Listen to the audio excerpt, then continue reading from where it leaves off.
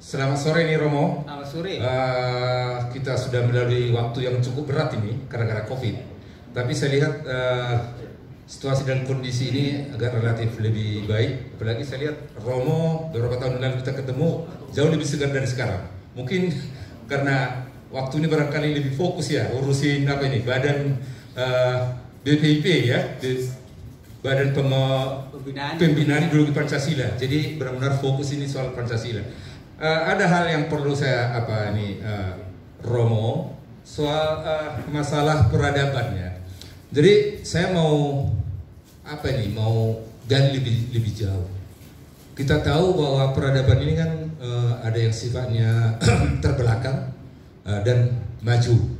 Ada yang sifatnya masih tradisional, ada yang modern.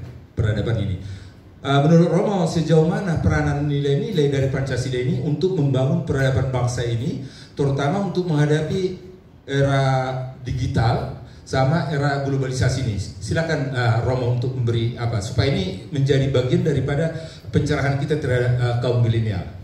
Pancasila itu sudah mengantisipasi tentang perubahan global dan tata dunia baru. Soekarno ketika pidato di PBB bicara tentang tata dunia baru, saya mengatakan bahwa Pancasila ini yang menyatukan dunia. Karena Pancasila itulah di mana manusia memiliki kesetaraan, humanisme, dan berkeadilan.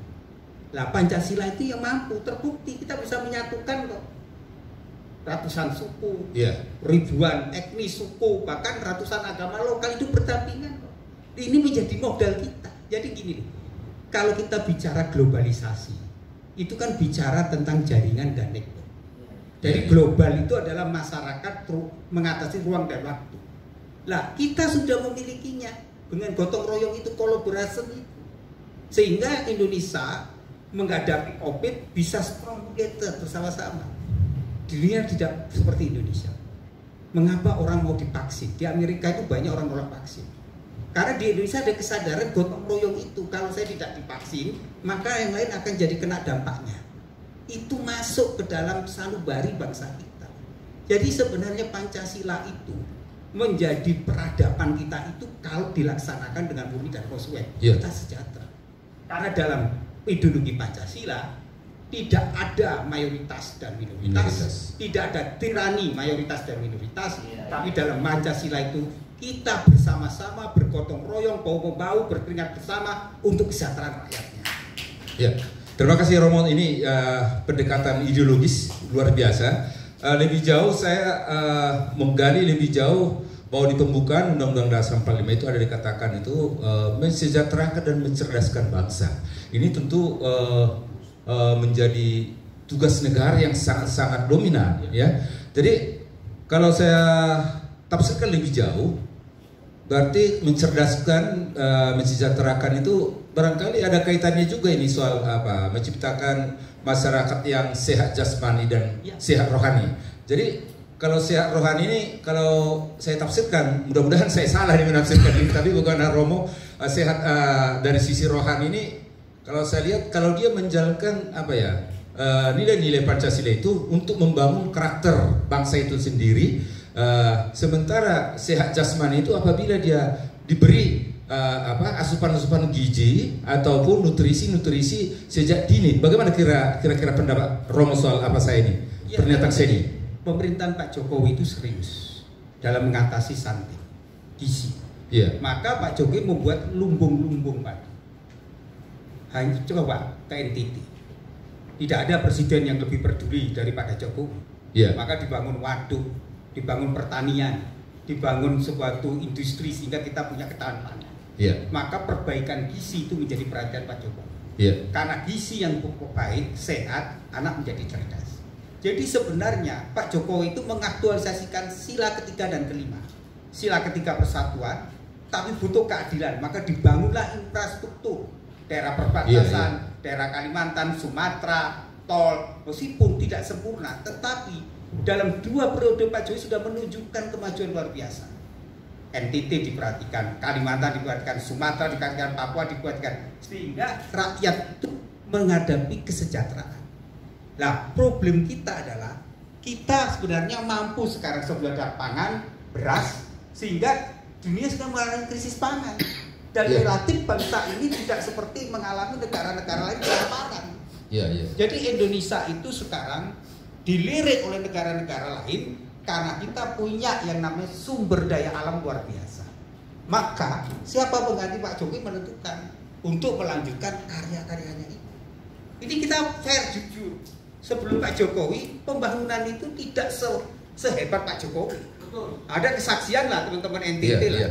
Lumbung-lumbung air itu kan zaman Pak Jokowi, bendungan dibangun, kesejahteraan NTT meningkat. Labuan Bajo yang dulu isolasi sekarang jadi internasional. Maka sebenarnya kita harus memiliki yang disebut Pancasila itu harus menjadi dasar ideologi. Dia harus menjadi living ideologi dan working ideologi. Living adalah ideologi yang hidup. Gotong royong, solidaritas, persaudaraan, kesetiakawanan itu yang ditanamkan. Dan disitulah muncul kolaborasi kerjasama. Tetapi working ideologi adalah ideologi kerja. Dan itu yang dibuat oleh Pak Jokowi dengan pembangunan infrastruktur, memperhatikan mereka yang kecil. Bayangkan anggaran desa 2 miliar itu kalau dimanfaatkan betul, desa itu menjadi sejahtera. Nah, yang sekarang yang paling bahaya kita adalah mentalitas itu. Jangan mentalitas kita Inlander terjajah dan mentalitas korup. Ini yang menciptakan ketidaksejahteraan. Betul. Jadi Inlander ini yang sangat menarik ini. Ini yang masalah pembangunan karakter barangkali ini. Memang. Dan itulah yang nanti digagas oleh Pak Jokowi sehingga pendidikan moral Pancasila itu diajarkan pada kurikulum baru Juli itu 70% praktek, 30% adalah teori. Karena Pancasila itu harus menjadi karakter hidup berbangsa dan bernegara. Ada dari Flor yang mau tanya? Nggak ada. Oke.